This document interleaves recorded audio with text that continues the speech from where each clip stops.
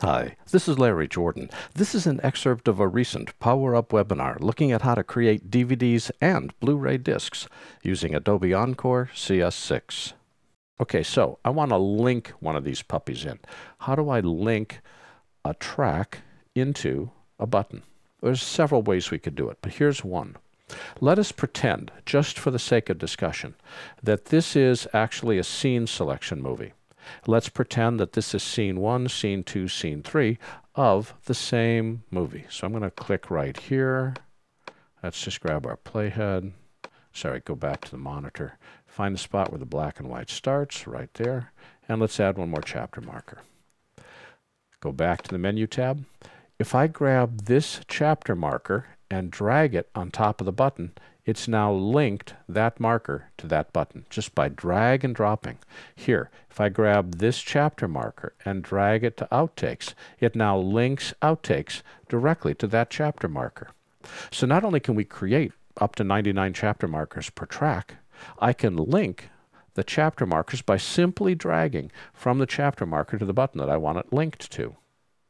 Well, in my particular case, I don't want that button, so I'm going to just delete the chapter. Again, Adobe calls it a chapter point. I'm going to delete it, and I'm going to delete this one because I want to have those. Don't need the buttons, but I do want this to play the movie, so I'm going to grab the very first chapter point.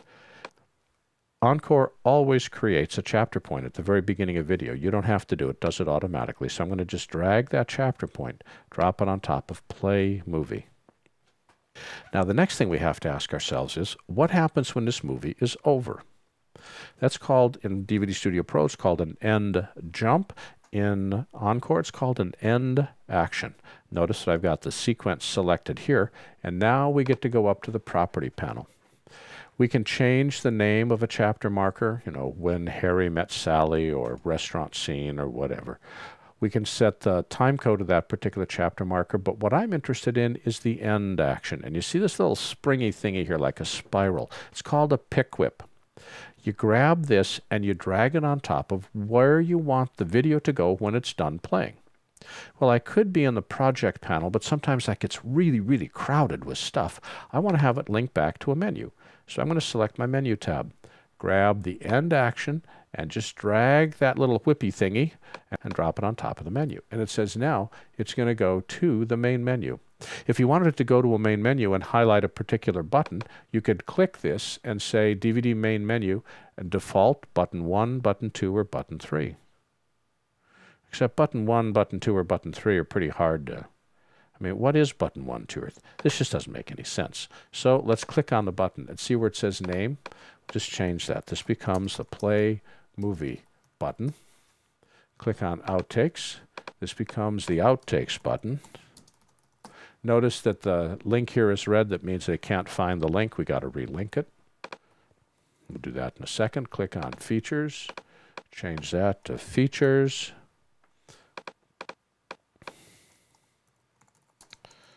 Features button. Okay. No, I don't want to name the... I don't want to sync the button. No. Features. So I don't want to change that. That would be bad. Set name from link. Sync button text and name. I don't want to do that. Thank you.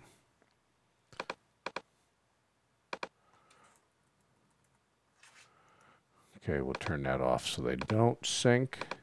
It's a good concept. We'll just have it be Play Movie. Good, much better. Okay, so now I've named the buttons Play Movie, Outtakes, and Features.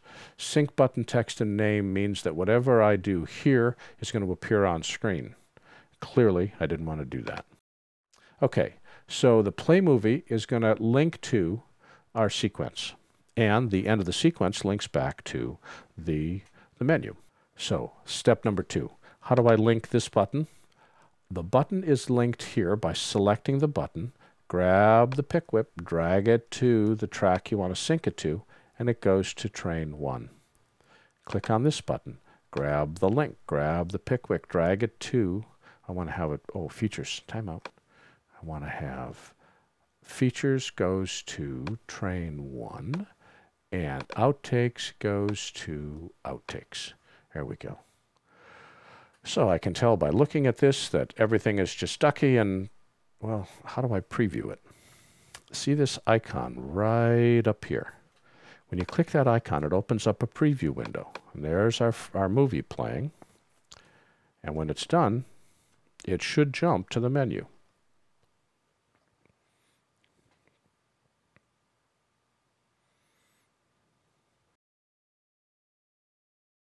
This has been an excerpt of a recent Power Up webinar looking at how to create DVDs and Blu-ray discs inside Adobe Encore CS6. For the complete version of this online training, please visit our store at larryjordan.biz/store and look for Webinar 89.